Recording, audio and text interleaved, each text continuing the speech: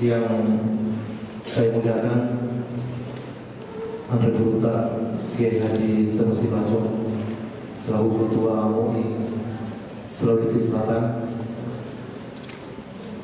yang saya muliakan Profesor Dr. Muhammad Quraisyihab selaku Ketua OIAA, Organisasi Internasional Alumni Timur Tengah Cabang Indonesia, serta para peserta yang saya muliakan. Alhamdulillah, pada hari ini kita bersama untuk mendengarkan satu tema yang sangat bagus sekali, yaitu radikalisme versus wasatiyah dalam rangka membentuk generasi muslim moderat. Ada beberapa hal sebenarnya yang seringkali menyebabkan seseorang itu menjadi radikal.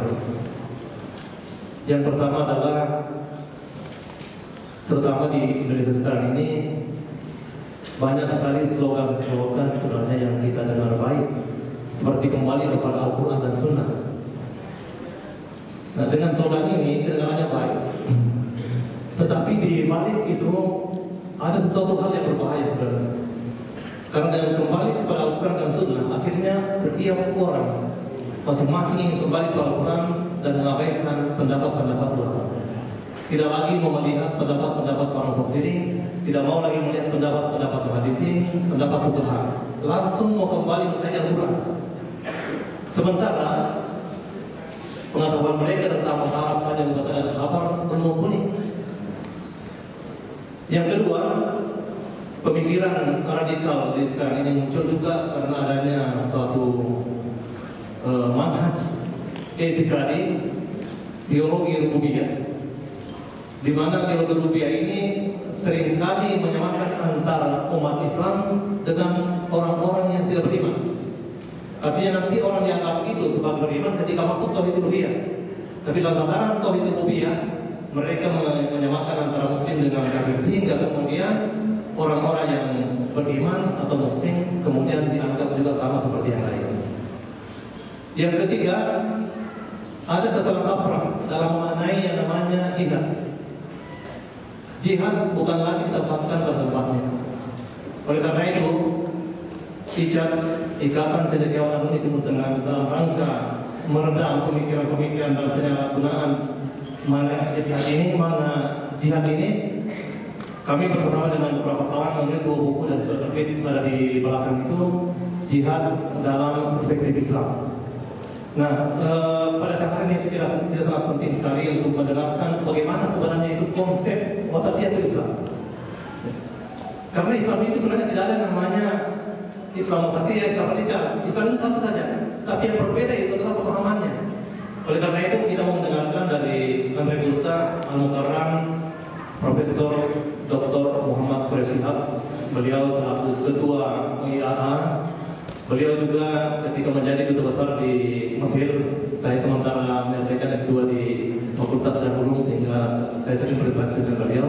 Oleh karena itu pada petang hari ini dengan hormat saya persilakan kepada beliau untuk menyampaikan radikalisme versus wasatiyah pada tempat dan usul.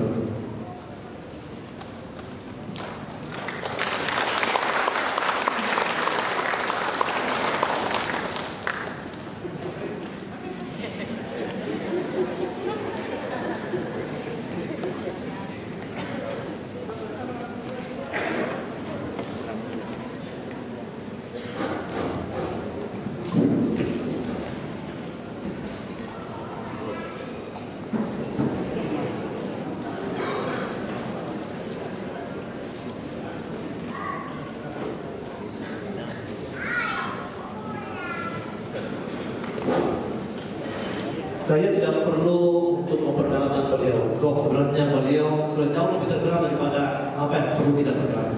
Jadi langsung saja kepada beliau, saya persilakan.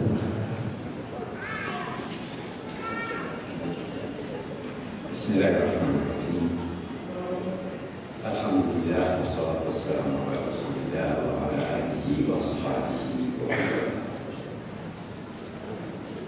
Bapak-bapak, Ibu, saudara Assalamualaikum warahmatullahi wabarakatuh.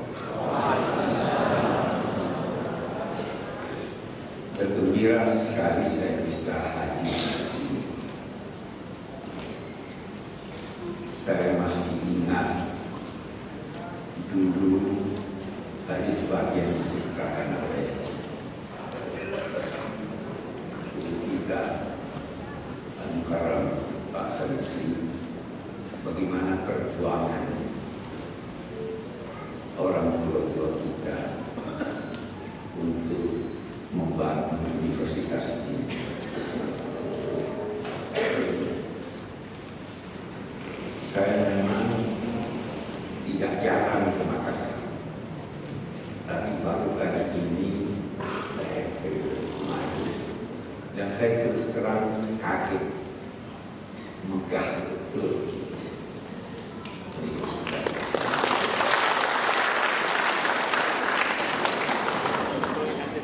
Ketika disampaikan pada saya ketika saya di Jakarta bahwa akan berkunjung kemari, saya disampaikan bahwa di Universitas Islam Makassar. Saya atas di mana tuh diberikan gambaran di sini. Saya masih ingat namanya Al-Baladu. Betapapun kemajuan yang dicapai oleh universitas ini dengan jumlah mahasiswa yang cukup banyak itu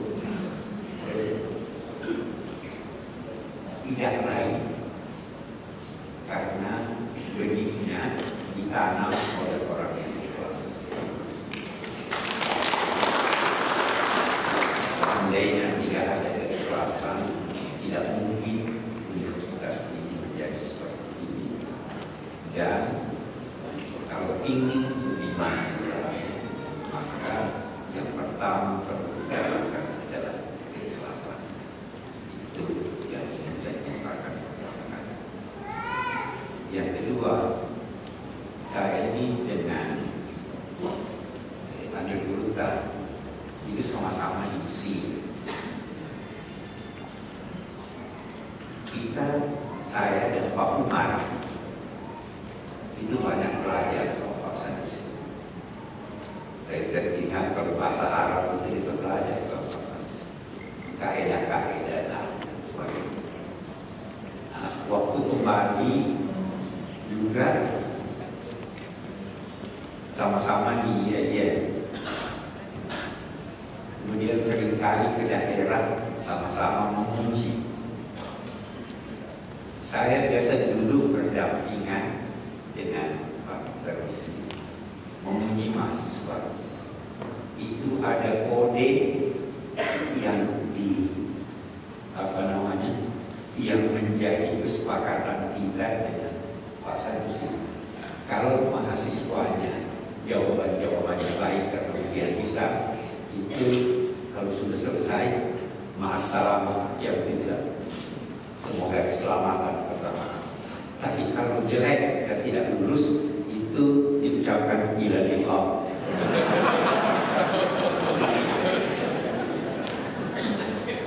Betapapun itu kita bernostalgia. Kali ini kita bertemu lagi di sini untuk memperbincangkan judul ini, radikalisme versus Basoki. Sebenarnya panjang sekali kalau kita ingin uraikan persoalan ini.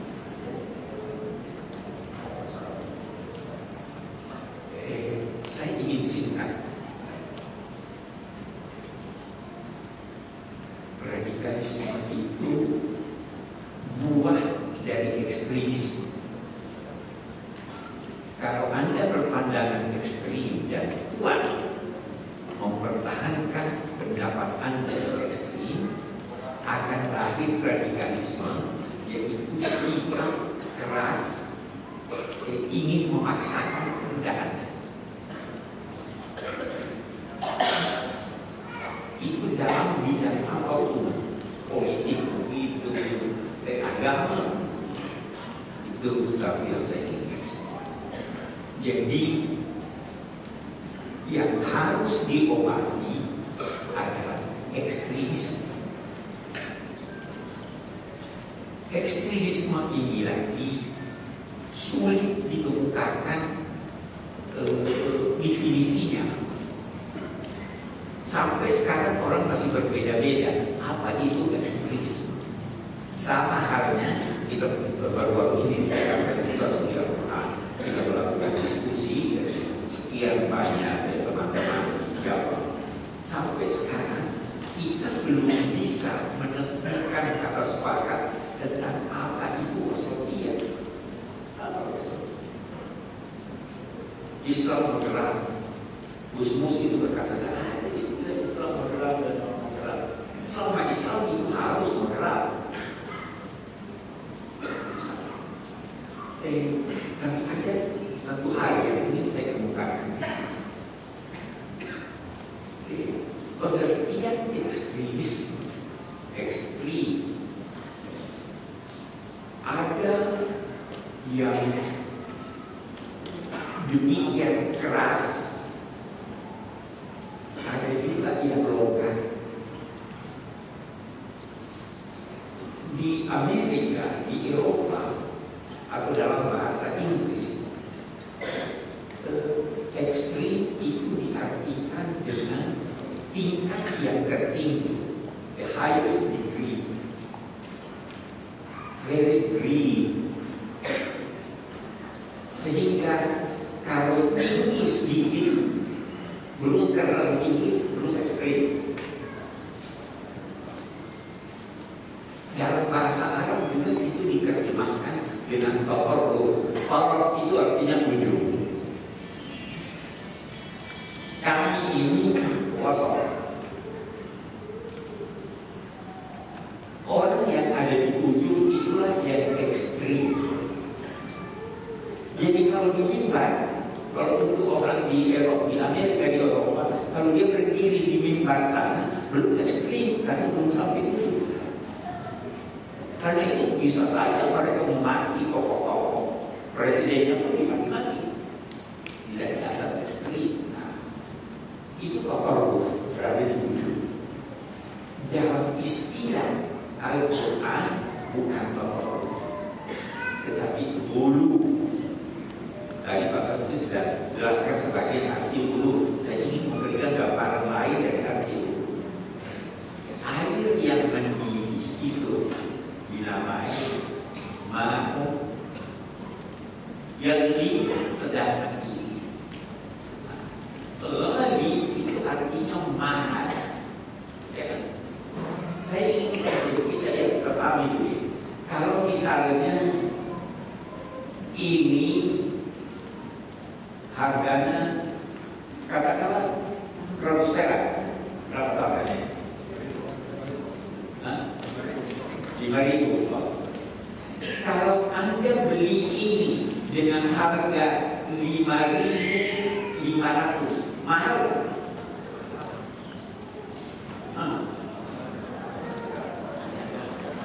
Sudah melebihi batas yang normal. Ya, sudah mahal. Tidak harus saya namai ini mahal. Kalau dijual dengan 10.000, itu sudah lebih dari mahal. Sekarang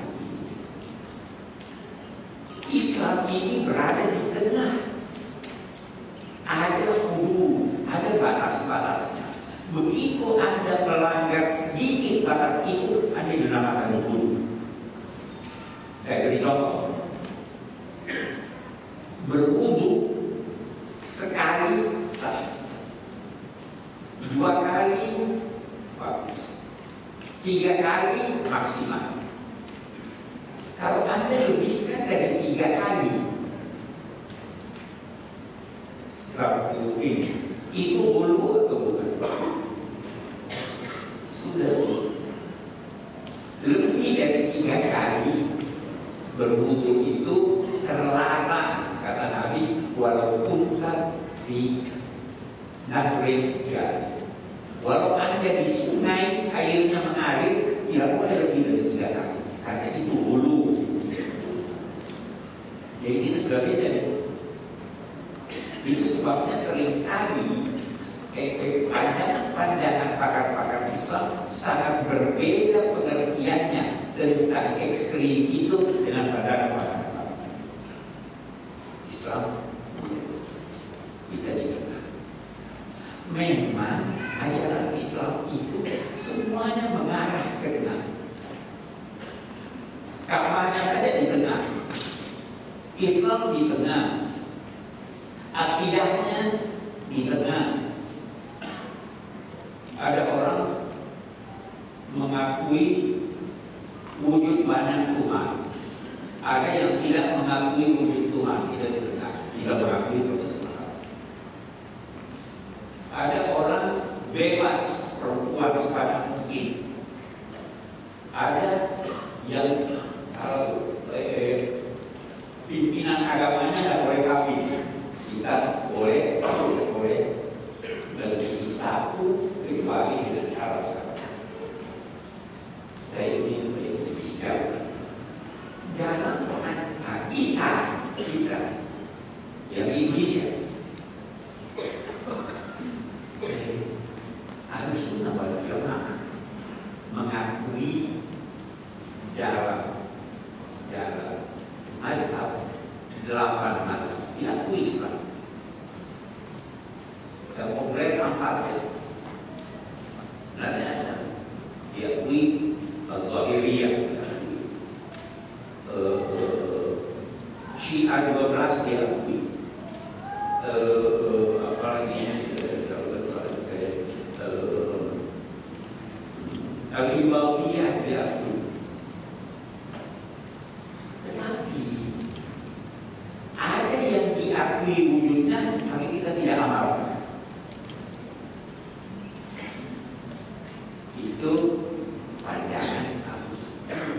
Kita yang di Indonesia ini, di antara yang 8 itu ada 3 pilihan.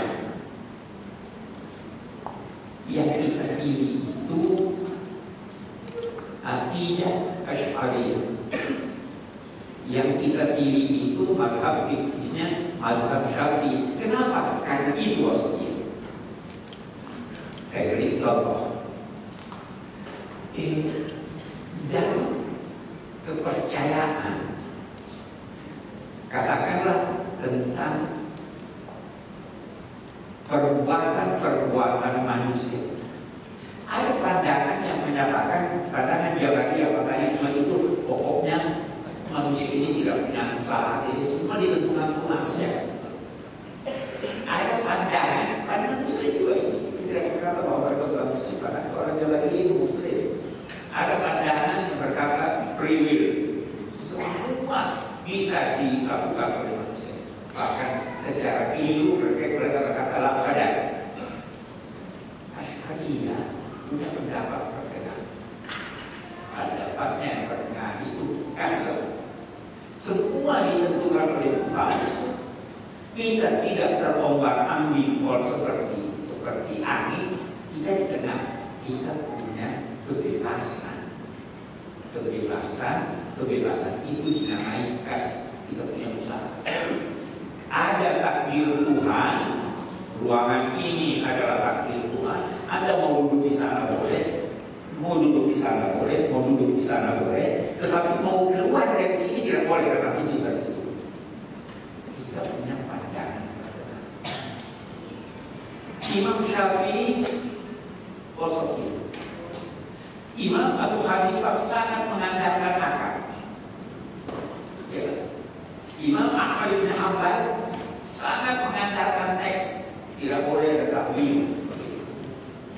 Imam Syafi'i mengandalkan akal, tetapi dalam saat yang sama sangat memperhatikan sunnah sampai beliau dinamai nasir. Itu wasatiyah.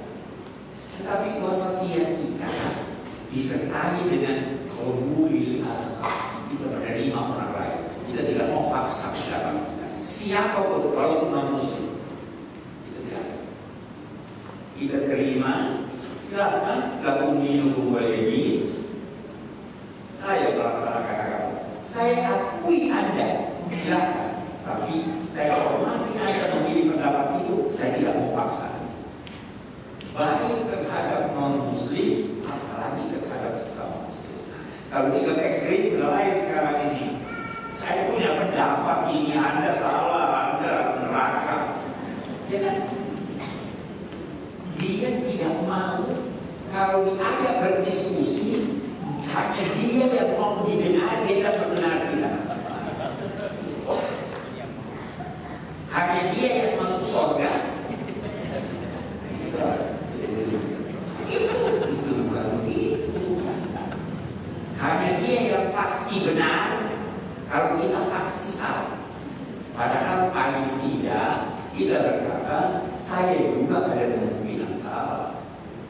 Nah, tapi kalau mau yang lebih bagus, kalau siapapun yang mengucapkan 2 kalimat syahadat, percaya bahwa Rasulullah SAW akhirul anbiya, percaya bahwa Al-Quran adalah kalam Allah, percaya bahwa hadis-hadis mutawatir harus diterima dan lain-lain sebagainya, itu dia sudah muslim, walaupun tidak ada pendapat.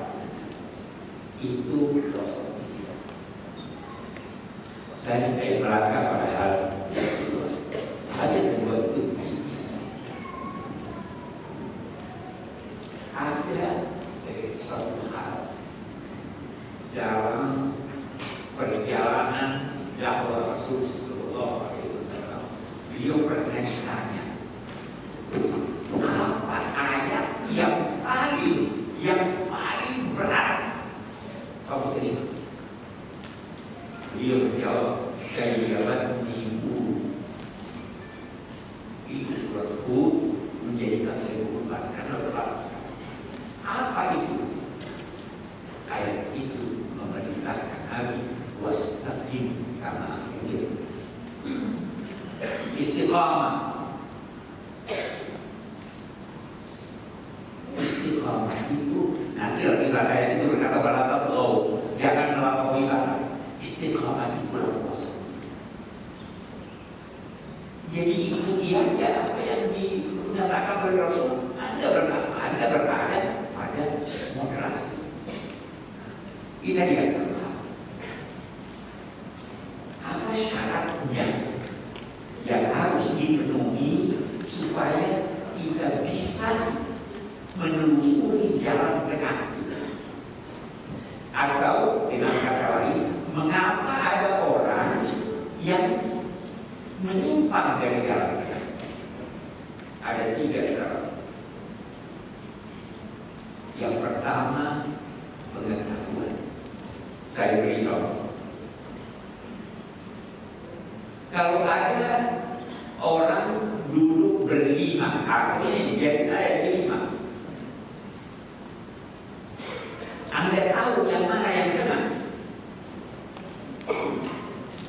Anda baru tahu yang mana yang tengah kalau Anda bisa tahu bahwa ada 5. Yang tengah yang ini kan? Di sini, di depan ini, kursi paling depan, ada 3 orang. Kalau yang di tengah siapa? Anda tahu karena Anda tahu bahwa ada 3 orang. Seandainya ada 5 orang, sudah beda yang di tengah. Kalau ada 10 orang, beda lagi. Jadi kalau Anda tidak mengetahui, Anda tidak bisa menetapkan yang mana itu. Syarat pertamanya pengetahuan. Nah, problema kita itu ada orang cuma tahu satu pendapat, dia tidak tahu bahwa ada pendapat lain kayak gini yang benar. Tapi kalau dia belajar, dia bisa tahu. Jadi syarat pertama pengetahuan. Problema kita itu pemuda-pemuda itu bacanya dari internet. Iya kan? Belajar Islam dari internet. Oh itu nggak benar itu. Karena internet itu diisi oleh orang yang tahu dan tidak tahu.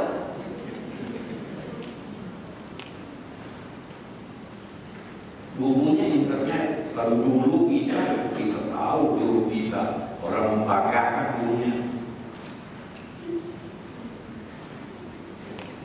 Dia baru baca satu buku.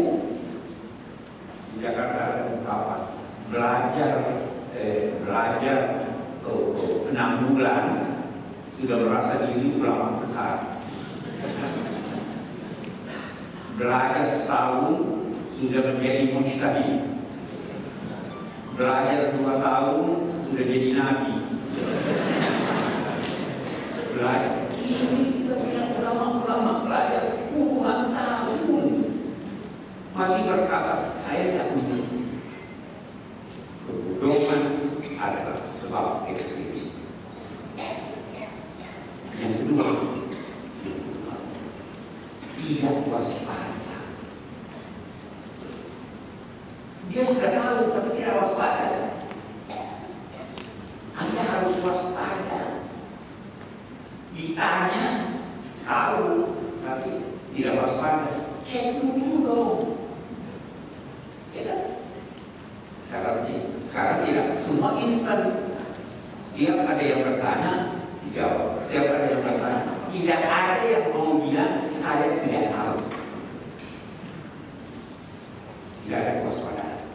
Yang ketiga yang paling penting, emosi berlebihan. Itu orang-orang ekstrim masa lalu Khawarij itu ibadahnya bagus. Itu yang buku Sayyidina Ali. Orangnya salah, puasa Senin Kamis, ngerti, baca Quran. Tapi emosi menggebu-gebu. Saya harus begini. Ekstrim. Itu yang terjadi sekarang juga begitu. Ekstremisme itu lagi bisa jadi dari orang yang ngerti Islam tapi emosi berlebihan. Oh ini harus khilafah. Ya tunggu dong. Pelajari dulu dong situasi. Emosi berlebihan. Itu sebabnya ekstremisme itu harus dihadapi dengan pengetahuan. Jangan emosi dibalas dengan emosi. Ada orang dulu ada kafir, ada emosi kaum yang kafir. Dan emosi ini yang paling penting. Iya kan? Kita bisa jadi mau beragama dengan baik sehingga emosinya meluap-luap. Apa yang terjadi? Udahlah, kita mau beragama dengan baik. Sama dengan 3 orang sahabat Nabi itu. Saya nggak mau kawin, saya mau puasa terus. Itu emosi keagamaan yang tidak disukai. Itu. Yang terakhir supaya kita punya waktu.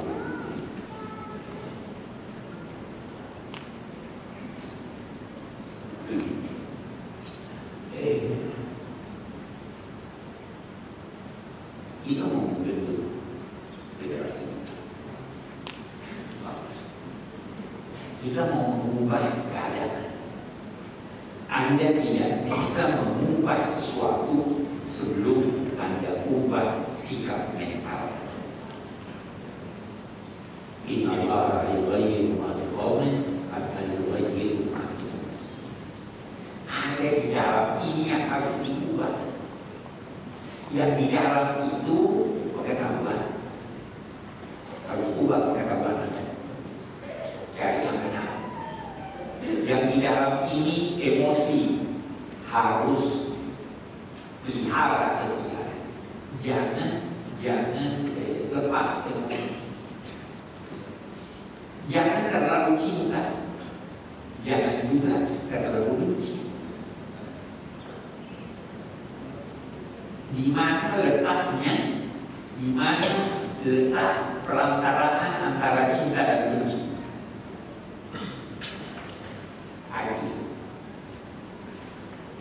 Adil itu perantaraan antara cinta dan benci.